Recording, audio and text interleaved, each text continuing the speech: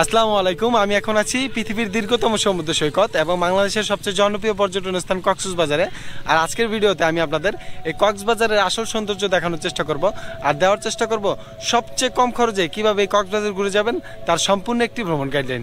So let's go.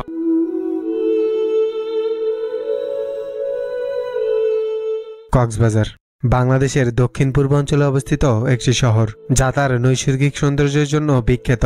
আর এই কক্সবাজারে রয়েছে বিশ্বের দীর্ঘতম অবিচ্ছেদ্য বালুকাময় সমুদ্র সৈকত।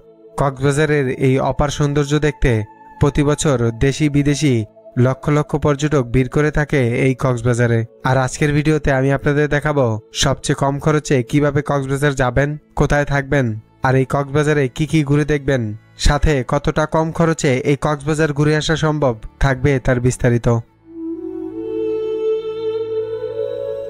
আমাদের আজকের যাত্রা শুরু হচ্ছে ঢাকার কমলাপুর রেল স্টেশন থেকে।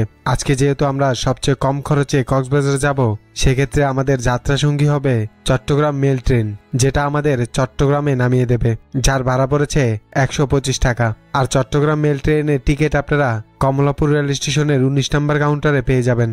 আবার চাইলে কক্সবাজার এক্সপ্রেস বা পর্যটক এক্সপ্রেসে করে সরাসরি কক্সবাজারের উদ্দেশ্যে চলে যেতে পারবেন। ট্রেনে না যেতে চাইলে বাসে করেও যেতে ভাড়া পড়বে 1000 থেকে 1800 টাকার মতো। রাত 11:45-এর চট্টগ্রাম মেল ট্রেনে করে আল্লাহর নাম নিয়ে আমাদের আজকের যাত্রা শুরু করছি চট্টগ্রামের উদ্দেশ্যে। জেনে রাখা ভালো, চট্টগ্রাম মেল ট্রেনটি প্রতিদিন 10:30-এ ছাড়লেও আজকে 11:45-এ যাত্রা শুরু করছে।